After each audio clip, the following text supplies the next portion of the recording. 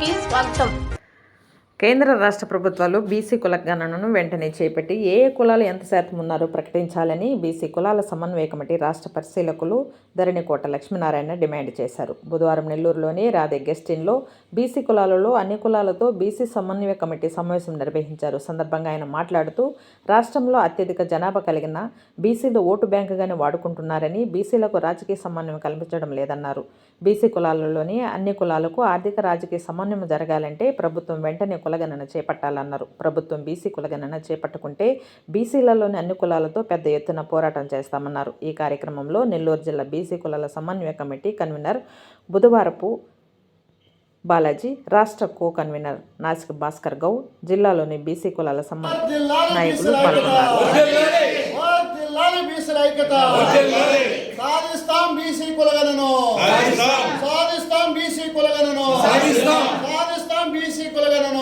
AP BC సమన్వయ committee రాష్ట్ర అధికార ప్రతినిధిగా పనిచేస్తున్నాను. ఈ రోజున రాష్ట్ర కమిటీ ఆదేశాల మేరకు నెల్లూరు జిల్లా అబ్జర్వేటర్గా వచ్చాను.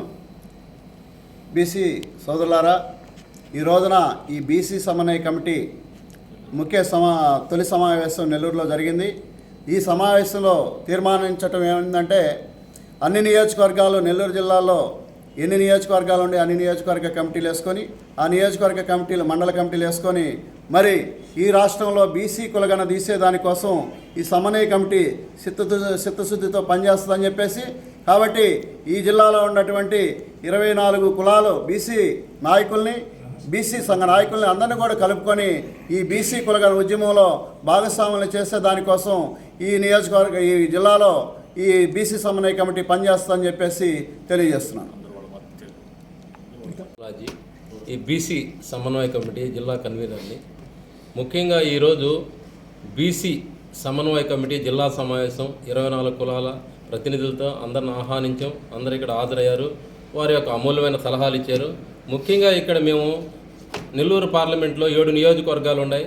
ప్రతి నియోజకవర్గంలో అన్ని కులాలని కలుపుకొని ఒక మండల కమిటీలు, గ్రామ కమిటీలు, నియోజకవర్గ కమిటీలు ఏర్పాటు చేసి ఆ విధంగా ఒక పటిష్టమైన కార్యవర్గాన్ని తయారు చేసుకొని ఈ బీసీ కులగణన మీద కలెక్టర్ గారిని కలవడం కానీ, ఎమ్మెల్యేలు కలవడం కానీ, అలాగే పార్టీల్లో మా బీసీ నాయకులు అన్ని రాజకీయ పార్టీల్లో వాళ్ళ పక్కన ఉన్నారే కానీ అనుకున్న మా యొక్క సమస్యలు వేడ గొంతు ఇప్పలేకపోతున్నారు.